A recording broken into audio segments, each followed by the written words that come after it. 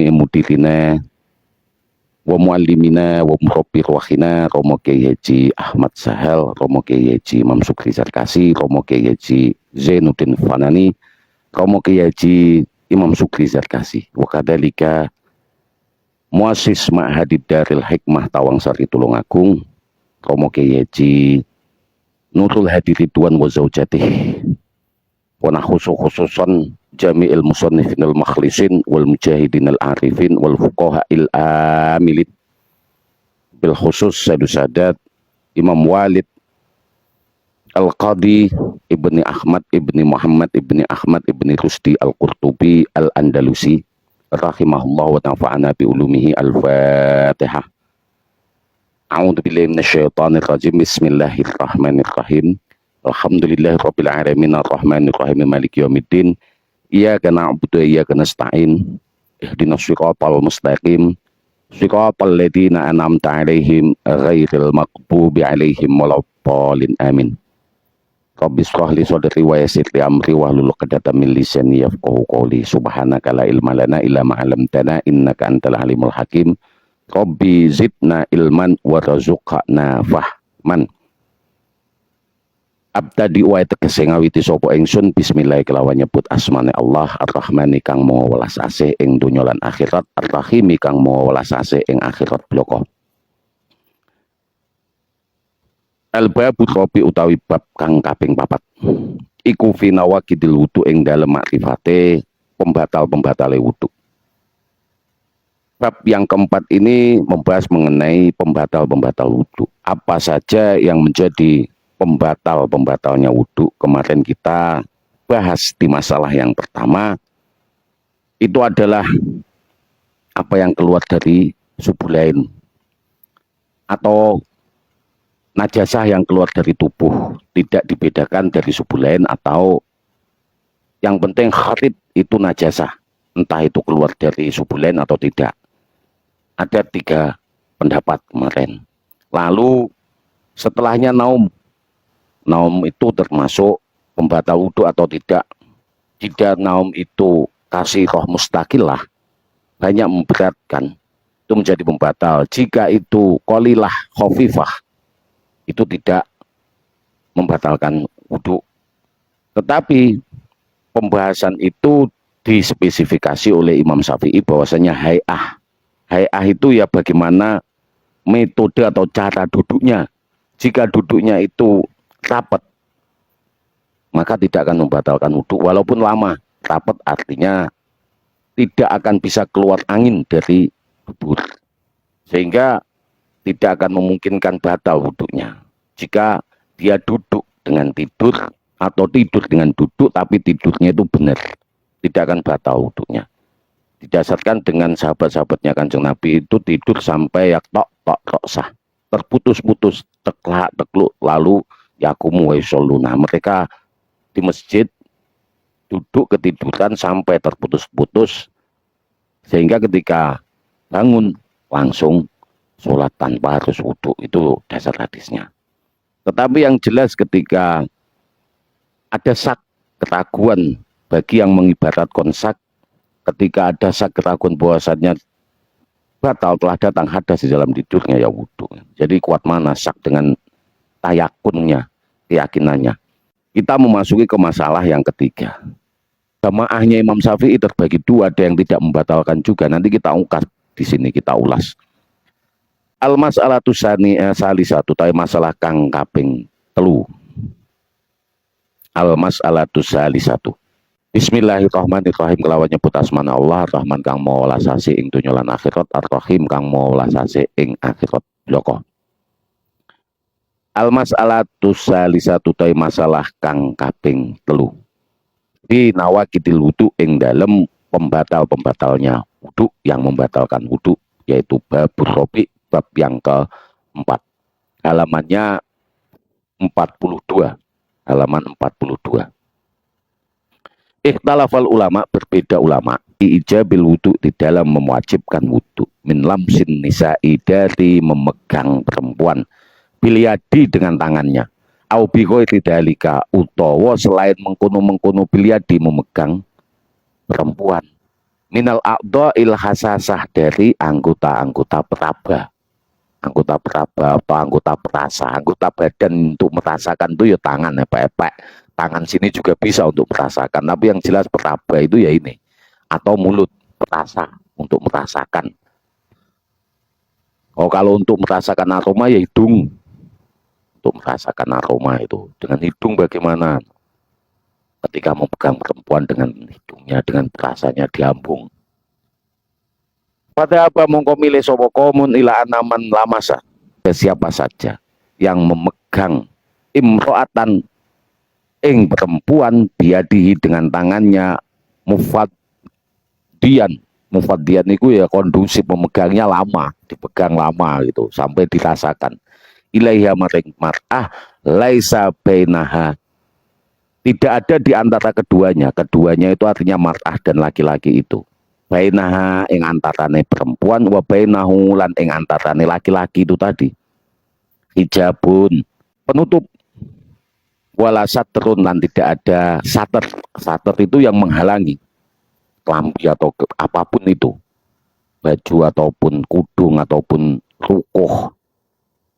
Tidak ada sater dan tidak ada hijab antara laki-laki dan perempuan itu. Jadi tidak terbatas oleh kain apapun, penutup apapun. Fa'alaihil wudu, mongko bagi laki-laki ini wudu. Ini pendapat yang pertama. Wa kadzalika lan kaya mengkono-mengkono man qabbalaha, sapane wong qabbalaha yang mencium ngono sapa man ha ing imro'ah. Siapa saja yang mencium, li'anal qublah, karena qublah ciuman, indahu mungguwe ulama iki, yang berpendapat pertama mungguwe kaum iku lam summa, yo megang sesuatu. Sawaun podo dene iltadza amla yaltadzud, artinya bertaladud itu bernikmat-nikmat ataupun tidak bernikmat-nikmat, pokoknya mencium, wis intinya itu membatalkan. Walaupun yang dicium itu tidak dengan tujuan untuk taladud, untuk tujuan mahabbah, artinya ya silaturahmi, maka dimaknai di sini kublah itu apapun bentuknya itu taladud. Entah dia itu ada perasaan nikmat ataupun tidak menikmatinya. Pokoknya nyium menurut kelompok dari ulama yang pertama ini membatalkan. Fabiyadal kaulan, pendapat ini, olah berpendapat sopo Syafi'i, Imam Syafi'i. Jadi pendapat ini pendapatnya Imam Syafi'i, washabuhu lan sahabat-sahabat Imam Syafi'i. Ila annahu, kecuali annahu setune Imam Syafi'i martotan ono kalane. Farroko, membedakan sopo Imam Syafi'i bena lamis wal malmus, bena yang memegang dan yang dipegang. Fa'ujabal wudu ala lamis, fa'ujaba mongko majibake ngono sopo Imam Syafi'i atau Syafi'iyah al wudu aing wudu ala lamis, yang antarese wong kang megang. Jadi Imam Syafi'i mewajibkan bagi orang yang memegang duna malmus, tanpone yang dipegang. Jadi yang memegang yang diwajibkan wudu, yang dipegang tidak. Komat lan ono kalane stawa bainahuma, disamakan keduanya, dan ada kalanya disamakan, yang memegang ataupun yang dipegang sama-sama batal. Menurut Imam Syafi'i, jika yang dipegang itu tadi tidak ada syahwat, tidak ada perasaan, umpamanya di dalam tawaf, lalu tiba-tiba kita dipegang dari belakang, berarti yang memegang yang batal, yang dipegang tidak batal, seperti itu. Pematotan lan ono kalane aidun nglawan meneh farqaqa baina dawatil muharram wa zaujah, dan ada kalanya Imam Syafi'i juga membedakan, dibedakan baina dawatil muharram itu ya yang punya mahram itu ya saudara, punya hubungan keluarga. Asul bakok makana ala makana, asalnya zaud itu orang lain. Ketika kita bersentuhan dengan orang lain kan batal, maka zaujah itu dikembalikan kepada asul bako, asalnya orang lain. Ketika ada hukum ijab kabul sehingga sahnya perkawinan itu menjadikan hukum menyentuh zaujah itu tidak membatalkan wudhu, tapi Imam Syafi'i dikembalikan kepada hukum aslinya, yaitu aslun makana ala makana, asul bakok makana ala makana. Jadi ada kaidah lain yang ditetapkan di dalam zaujah. Maka ada kalanya Imam Syafi'i ini farqoko membedakan antara yang mempunyai hubungan darah dan zaujah. Faujabal wudu min lamsi zaujah man lamasa. Maka diwajibkan wudu bagi yang memegang istri tuna zawatil maharam, tanpa diwajibkan wudu bagi yang memegang maharam, yang mempunyai hubungan pertalian darah. Wa matotan sawa bainahuma, sawa itu disamakan bainahuma yang antarane karone muharram dan zaujah. Kadang-kadang juga tidak membatalkan wudu selagi ini tidak ada nafsu, tidak ada apa itu taladud. Taladud itu mengambil kenikmatan, di situ tidak batalah wudu itu. Wadhabalan milih sopo akhorun, itu tadi pendapatnya Imam Syafi'i sudah selesai. Sekarang pendapat yang kedua dari pendapat ulama. Wadhabalan milih sopo akhorun, ulama yang lain, ila ijabil wudu maring wajib wudu minal lamsi saking memegang. Idza faqat hu al-laddah. Jadi ada yang mewajibkan wudu minal lamsi dari memegang. Idza faqat hul laddah, dibedakan jika ada ladah di situ.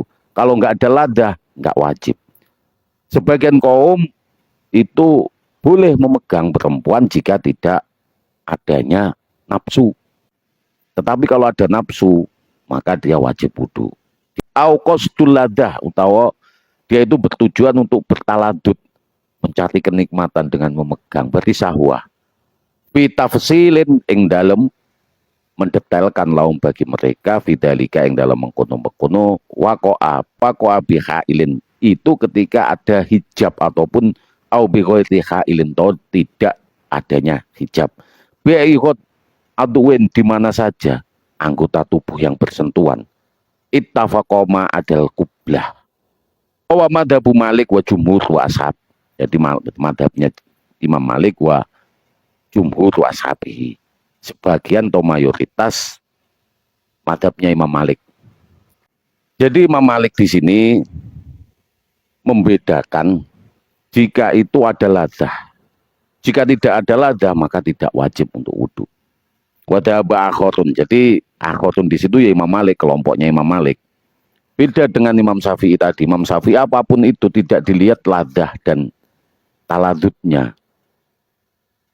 Entah itu sahwa atau tidak sahwa, asalkan bersentuhan dengan ajnabiyah, ya sudah wajib wudu. Tapi kalau Imam Malik itu diberi istisna.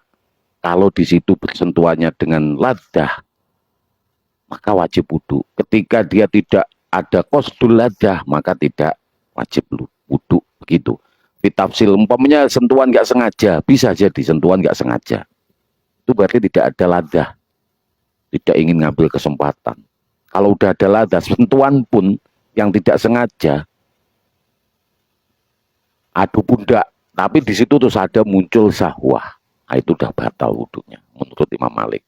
Karena didefinisikan oleh Imam Malik itu yang dilihat ladahnya, bukan hakikat bersentuhannya. Tapi kalau Imam Syafi'i bersentuhannya, entah di situ ada ladah atau tidak ladah, yang penting bersentuhan, udah bersentuhan pundak, batal kalau Imam Syafi'i. Kalau Imam Malik tidak. Ini yang menjadi perbedaan mencolok di antara Imam Malik dan Imam Syafi'i di dalam kaidah ini, di dalam pembahasan fibabi nawaqidil wudu. Wa madhabu Malik wa jumhur wa ashabi wa nufiya qaumun, dan ada yang hilangkan dari kaum sebagian kaum, nafa kaumun, ya kelompok ulama, ijabul wudu, wajib pakai wudu liman lamisan nisa, baginya siapa saja yang memegang perempuan. Jadi tidak diwajibkan, menghilangkan kewajiban bagi siapa saja yang memegang perempuan. Madhabnya siapa ini? Madhabnya Abi Hanifah. Selagi ini di situ Abu Hanifah ini juga ulama dari Salafi. Likulli salafun minas sahabah. Walikullin, dan setiapnya juga salaf, mempunyai ulama salafus soleh. Bukan manhaj loh ya, ini salafus soleh itu ya ulama-ulama terdahulu. Ila istiratul ladah, kecuali sentuhannya itu disyaratkan di dalamnya ladah, kecuali mengandung sahwah, maka wajib wudu. Dihilangkan semua oleh Imam Hanafi. Maka ketika kita itu tawaf memakai madhabnya Imam Syafi'i, nggak akan selesai tawaf kita. Maka kita intikal madhab dari madhabnya Syafi'i ke madhabnya Imam Abu Hanifah. Selagi ini bersentuhannya tidak dengan ladah, maka tidak akan batal wudhu kita. Ini Imam Hanafi. Lah, sama dengan Imam Maliki. Imam Maliki juga gitu. Imam Maliki itu ijabul wudu minal lamsi idza faraqat huladah. Jika di situ persentuhannya dengan nafsu, maka diwajibkan wudu. Tapi kalau tidak dengan nafsu, tidak. Imam Maliki dengan Imam Abu Hanifah ini ada kemiripan pendapat. Beda dengan pendapatnya Imam Syafi'i. Kalau Imam Syafi'i apapun itu, entah itu ada ladah atau qasdul ladah, tidak mempunyai tujuan kenikmatan sahwah, maka Imam Syafi'i membatalkan wudhu dan wajib wudhu. Tetapi Imam Maliki dan Imam Abu Hanifah tidak mensyaratkan wudhu ketika bersentuhan tanpa adanya ladah, yaitu kenikmatan ataupun mengambil sahwah di situ. Adanya yang mempengaruhi sahwah di dalam dirinya. Ketika ada sahwah sedikit saja, maka diwajibkan wudhu.